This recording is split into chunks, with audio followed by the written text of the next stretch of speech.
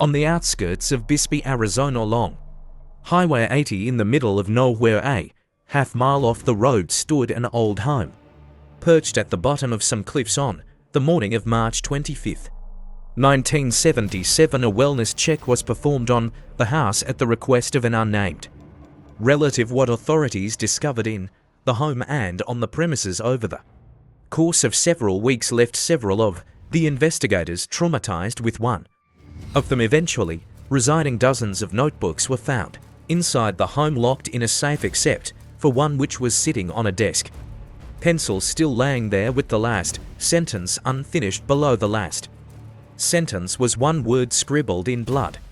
Bands of the notebooks contain gruesome details of what happened over several decades. The home belonged to 46-year-old Corey Hardy. The following is a first excerpt from the notebook with the earliest date May 27, 1956. I don't remember exactly when, but from a very young age I've had the irresistible urge to do bad things, dark things which I knew would be who I am and would be my life. I'll never forget the first child I took not long ago. I relived my mind almost daily as it was the most special one for me. I also have a special place for her in my Children of the Grave. It took place in Tucson, and I'd been on the hunt for a week for that one child that would become my first seas, as I called it. Welcome to Dark Rot Legends. Where fear takes form and shadows tell their stories. Let's begin. After some searching I found a quiet, out of the way elementary school that was far enough away from any police station, and began watching the kids as they came out to play at recess. It didn't take long before I found my first seas. I knew fairly quickly she'd be the one. She would always sit by herself on the playground away from the other kids. But more importantly, she'd walk to and from school alone. I planned on taking her the following day as she walked to school. The streets were not busy in the mornings. I'd given thought to various ways of how to take her, but ultimately decided to just pull up alongside her, knock her out, and put her in the trunk of my car. I wanted it to go quickly and smoothly without her having a chance to run away. I had the perfect spot picked out. As she walked to school, there was a stretch of road with no houses, and I could see far enough in either direction if cars would be coming. The morning I'd planned to take her had arrived, and I remember feeling an excitement unlike any other feeling I'd ever experienced in my entire life. As I watched her come out of her house, a surge of adrenaline went through me. It would only be a few minutes before she reached the stretch of road where I'd have my opportunity. As she got closer to the stretch with me slowly following behind her, I began frantically looking in both directions, making sure there weren't any cars approaching. As she got within a few feet of the exact spot I planned on taking her, I couldn't control my excitement. I remember the second she got to the spot, I sped up, slammed on my brake, got out, ran over to her, and hit her on the head with the baseball bat. I brought this sent her tumbling to the ground. I hurriedly picked her up, popped the trunk, put her inside, and quickly shut it. I looked around for other cars, and luckily that day there were none in sight. It's as if it were fate. I had to stop myself from speeding as I raced home in anticipation of what I had planned. Next, it was about a 2-hour drive, and as I pulled onto the dirt road leading to my gate, I could hear her kick the trunk and screaming to be let out. I grinned as I continued driving. I pulled the car around back so the trunk was closest to the cellar doors. As I popped the trunk, I could see she was curled up in the fetal position in the corner. I reached in, grabbing her by the hair as I pulled her out and dragged her down into the cellar. Once we were in the cellar, I threw her into the corner and took my position. I still hadn't fully decided what exactly I wanted to do to her next, so we sat there. We sat for hours as she pleaded with me to release her. As I looked into her eyes, I felt nothing. Once I knew what I was going to do to her, I grabbed the special pliers off the table I'd selected just for this and proceeded to walk towards her. As she screamed out in WH, the notebooks contain gruesome details of what he did to each child after he abducted them. The following notes are from the notebook that was found on his desk leading up to March 25th, January 2nd, 1977. Last night as I laid in bed passed out from smoking grass and drinking too much, I heard a loud bang that suddenly jolted me awake, then the sound of footsteps and giggling coming from down in the kitchen. It scared me some, so I jumped up, grabbed the shotgun I keep next to my bed and went down to see who it was. When I made it to the kitchen and flipped on the light switch, I noticed something on the floor. I knelt down to have a closer look and was startled to see what looked like muddy footprints on the vinyl, footprints belonging to a Ford. January 15th, 1977. Last night I was sitting on the couch watching TV when I heard a loud repetitive knocking noise coming from one of the floorboards from the cellar area, which isn't too far from the living room. I stood up and turned, looking towards the area the footprints and giggling from weeks before immediately flashed into my mind, and the hairs on my arms stood on, and I contemplated grabbing my shotgun, but it was upstairs. I thought, what could it possibly be anyway? I stood there for a while as a knocking continued and couldn't believe it. I was actually starting to get scared. I slowly walked over to where the knocking was coming from and kicked the floor with my foot. The knocking abruptly stopped. I knew I needed to check the cellar to make sure someone wasn't down there. I went upstairs and grabbed my shotgun. Before doing so, as I was fully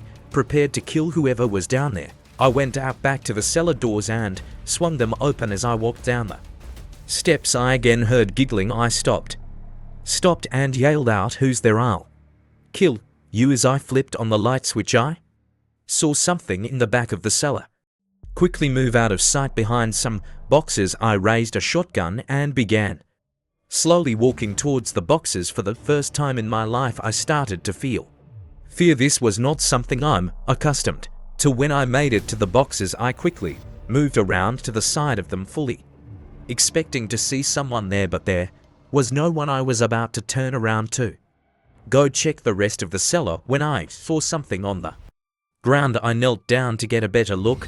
When I was taken aback, there on the ground in the dirt were the footprints of a child. I stood up and started backing away when out of the corner of my eye saw movement on the far side of the cellar. I swung my shotgun around and fired off around in that direction. I quickly ran over to the area to see if I killed anything, but again there was nothing. At that point, I was starting to wonder if I was truly losing my mind and thought I should lay off the grass and booze for a few weeks. February 7th, 1977. Yesterday evening around 600, I was sitting at my desk contemplating my next Caesar's march is approaching when I heard someone whisper my name. It sounded like it was mere feet from behind me, so I immediately stood up and turned around, kicking back my chair.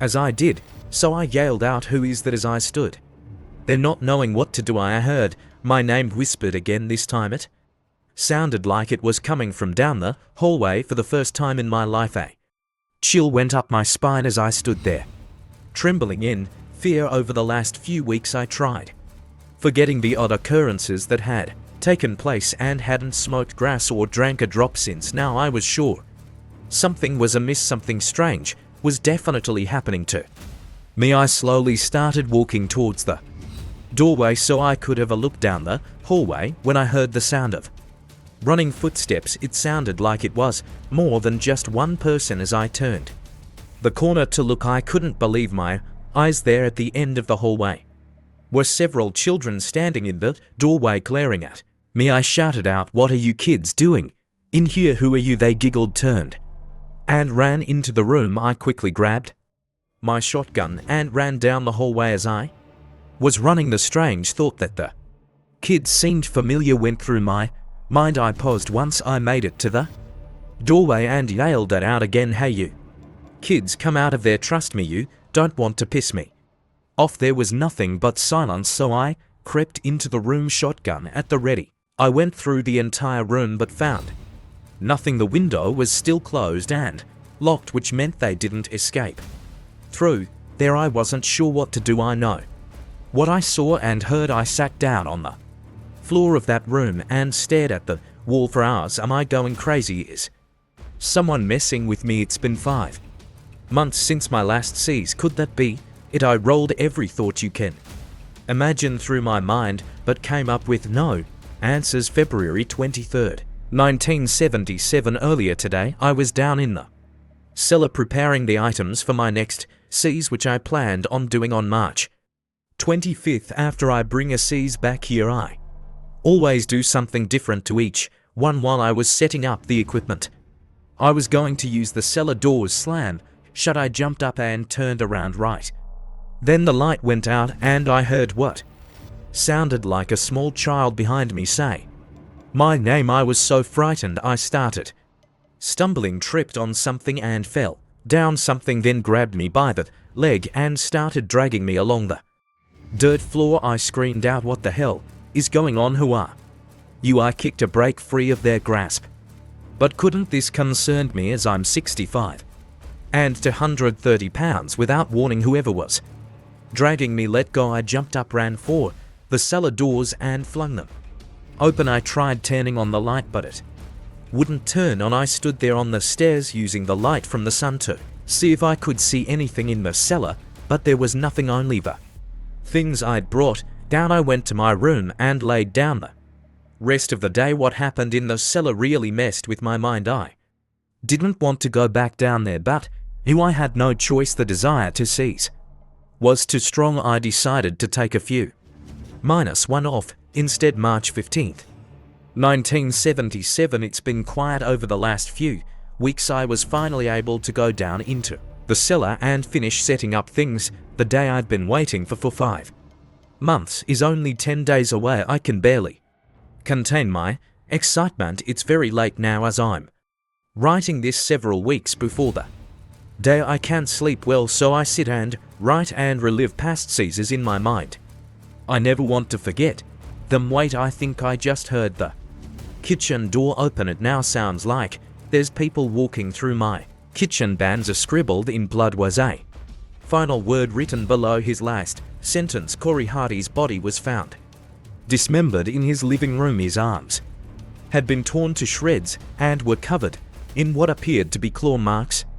Authorities say he had had his arms up in a defensive position as he was being attacked. Authorities found what he called the children of the grave. It was an area on his property containing the bodies of 23 children, ages ranging from 6 to 11. 30 years later, the blood from the last notebook was analyzed and was found not to be Corey Hardy. The blood matched the DNA of his first victim.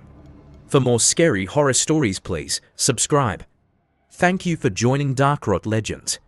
Subscribe for more tales of terror. If you dare.